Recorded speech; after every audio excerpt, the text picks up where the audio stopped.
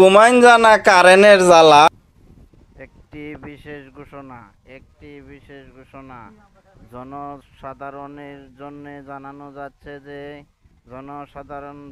যাচ্ছে যে আমাদের বাংলাদেশে বিদ্যুতের ঘাটতি রয়েছে।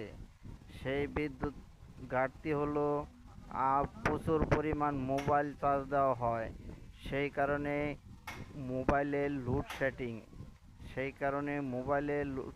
আমাদের পল্লী বিদ্যুতের লাইনগুলো অনেক লম্বা লম্বা, কোথাও যদি ফল্ট হয়ে যায়, বিদ্যুৎ ট্রিপ করলে ওই ফল্ট লোকেট করতে তার টাইম লাগে, সেই জন্য বিদ্যুৎটা আসে না। আবার লাইন ঠিক হয়ে বিদ্যুৎ মন্ত্রী বলেছে পল্লী বিদ্যুতের তার বলে অনেক লম্বা লম্বা, তাই কারেন্ট যাইতে দেরি হয়, কারেন্টের লাইন খুঁজে পায় না। গ্রাহকদের আতঙ্ক হওয়ার জন্য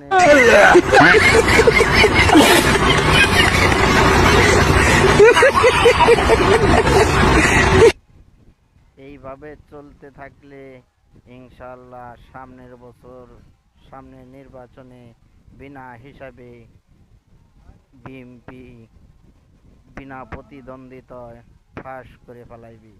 কারণ গ্যাস বিদ্যুতের যদি খালি লোডশেডিং হয়, বিএনপি অনেক